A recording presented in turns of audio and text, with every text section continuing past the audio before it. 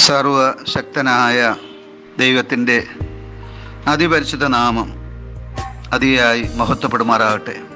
നിങ്ങൾ ശ്രവിക്കുന്നത് Jesus voice message. എല്ലാ ദൈവമക്കൾക്കും കർത്താവായ യേശുക്രിസ്തുവിൻ നാമത്തിൽ സ്വാഗതവും സ്നേഹവന്ദനവും അറിയിക്കുന്നു.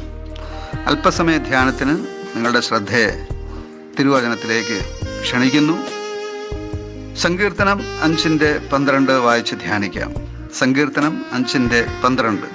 യഹോവേ, അങ്ങ് നീതിമാനെ അനുഗ്രഹിക്കും, പരിച കൊണ്ടെന്ന പോലെ അങ്ങ് ദയ കൊണ്ട് അവനെ മറയ്ക്കും.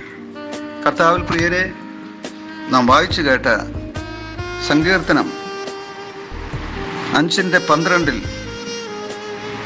നമ്മെ അനുഗ്രഹിക്കുന്ന ആ ദൈവത്തിൻ്റെ ദയയെക്കുറിച്ചാണ് എഴുതിയിരിക്കുന്നത്. ദൈവത്തിൻ്റെ ദയ നിരന്തരമാകുന്നു എന്ന് മറ്റൊരിടത്ത് നാം കാണും. ദൈവത്തിൻ്റെ ദയ തീർന്നു പോകാത്തതെന്ന് വിലാപങ്ങളുടെ പുസ്തകത്തിൽ കാണുന്നു. ആ ദൈവത്തിൻ്റെ ദയയാലാണ് നാം നമ്മുടെ ജീവിതയാത്രയിൽ അനുഗ്രഹങ്ങൾ പ്രാപിക്കുന്നത്. ആ ദൈവത്തിൻ്റെ ദയ ഒരു പരിച പോലെ നമ്മെ മറയ്ക്കുന്നതാണ് എന്നാണ് ഈ വചനം പറയുന്നത്. ഇത് പറയുന്നത് വെറുമൊരു കെട്ടുകഥയായിട്ടല്ല, പ്രത്യുത അനുഭവസ്ഥനാണ് പറയുവാനിടയാകുന്നത്. ദാവീദ് എഴുതിയ സങ്കീർത്തനമാണ് 5-ാം സങ്കീർത്തനം. ദാവീദ് വളരെയധികം കഷ്ടതകളിലൂടെ കടന്നുപോയ ഒരു മനുഷ്യനാണ്. ആ സമയങ്ങളിലൊക്കെ ദൈവത്തിൻ്റെ ദയ ഒരു പരിച എന്നതുപോലെ അവനെ മറച്ചത് ദാവീദിന് അനുഭവിക്കുവാൻ കഴിഞ്ഞിട്ടുണ്ട്. തൻ്റെ അനുഭവത്തിൻ്റെ വെളിച്ചത്തിലാണ് ഈ സങ്കീർത്തനം എഴുതുന്നത്. എന്നാൽ ഒരു കാര്യം വ്യക്തമാണ്, ദൈവം ഇവിടെ അനുഗ്രഹിക്കുന്നത് ആരെയാണ് എന്നുള്ള ചോദ്യത്തിൻ്റെ ഉത്തരം കൂടെ നാം ധ്യാനിക്കേണ്ടതായിട്ടുണ്ട്. എല്ലാവരെയും ദൈവം അനുഗ്രഹിക്കുമെന്ന് പറഞ്ഞിട്ടില്ല. നീതിമാനെയാണ് ദൈവം അനുഗ്രഹിക്കുന്നത്. നീതിയെ സ്നേഹിക്കുക. ദൈവം അനീതി പൊറുക്കുകയില്ല.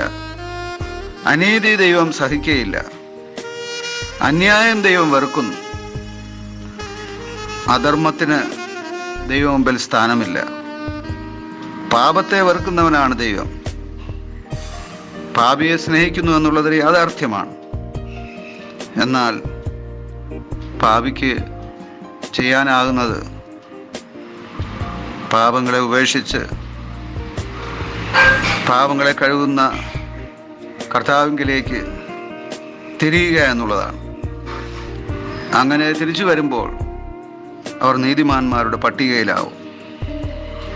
അഥവാ അവരുടെ പാപങ്ങൾ ക്ഷമിക്കപ്പെടും. പിന്നെ അവർ അനുഗ്രഹീതരാവും. നീതിമാനെയാണ് ദൈവം അനുഗ്രഹിക്കുന്നത്. നാം നീതീകരിക്കപ്പെടുന്നത് യേശുക്രിസ്തുവിൻ്റെ നാമത്തിലാണ്, യേശുക്രിസ്തുവിൻ്റെ രക്തത്തിലാണ്. യേശു കർത്താവ് കാൽവരിയിൽ അർപ്പിച്ച ആ ക്രൂശിലർപ്പിച്ച പാപ പരിഹാര ബലിയാണ് എന്നെയും നിങ്ങളെയും നീതിമാന്മാരുടെ പട്ടികയിലേക്ക് ഉയർത്തിയത്. അതുകൊണ്ട് നാൾതോറും നാം ആ ക്രൂശിലേക്ക് നോക്കേണ്ടത് ആവശ്യമാണ്. വിശ്വസിക്കുന്നവർക്ക് അവൻ്റെ രക്തം മൂലം പ്രായശ്ചിത്തം നൽകുവാൻ ദൈവം അവനെ പരസ്യമായി നിർത്തിയിരിക്കുന്നുവെന്ന് റോമാലേഖനത്തിൽ പൗലോസ് അപ്പോസ്തലൻ പ്രസ്താവിച്ചു. അതേ പ്രിയമുള്ളവരെ, നാം ഓരോ ദിവസവും ആ സർവശക്തനായ ദൈവത്തിൻ്റെ അനുഗ്രഹം പ്രാപിക്കുവാൻ, നാം ഓരോ ദിവസവും ആ ദൈവം തന്നെ നമുക്ക് നൽകുന്ന ആ സംരക്ഷണം അത് ഒരു പരിച ഉണ്ടെന്ന പോലെ അനുഭവിക്കുവാൻ, ആ ദൈവ ദയ നമ്മെ പൊതിയുവാൻ നാം നീതിമാന്മാരുടെ പട്ടികയിലേക്ക് മാറ്റപ്പെടണം.